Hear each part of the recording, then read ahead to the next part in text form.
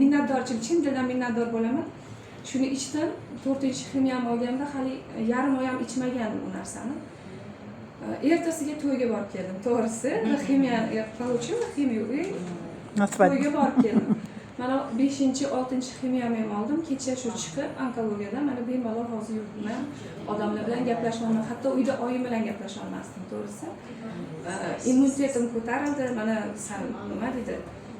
O'sha qanaqadir organizmga yaxshi ta'sir qildi-da. Men o'zimni o'z tetik yaxshi his qilaman. Oxirgi mana analizlarim juda ham yaxshi chiqdi. PET-CTlarim boshqa. Mani miyamda hatto metastaza berilgandi-da bu narsa. Hamma oxirgi analiz topshirdik. Hammasi zo'r chiqdi, toza chiqdi. Shuning uchun men xursandman. Hozir 13 millionlik paketga a'zo bo'lganman. To'g'risi men kichkinasiga emas, yaxshi ko'rib.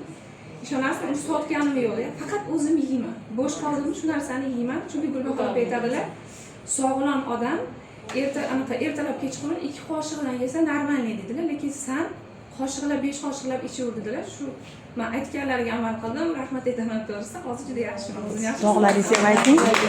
Va yana originaluqa qolib ketdi. Men ximiyadan keyin yuzimda dog'im juda ham silishkim, dog' qop-qora bo'lib ketuvdi-da. Shunaqa chiqarar ekan shu narsani. Bular tavsiya qilishdi. Original Forte bor hozir. Shuni har 3-4 kunda yuzimga suraman-da. Yuzimga surib, 20 minutdan keyin yuvib tashlaman. Men ko'rib turganingizdek, dog'im ancha yaxshi bo'ldi. 1 oylik rezultat bilan hammasi. Shunga hammangiz tavsiya qilaman.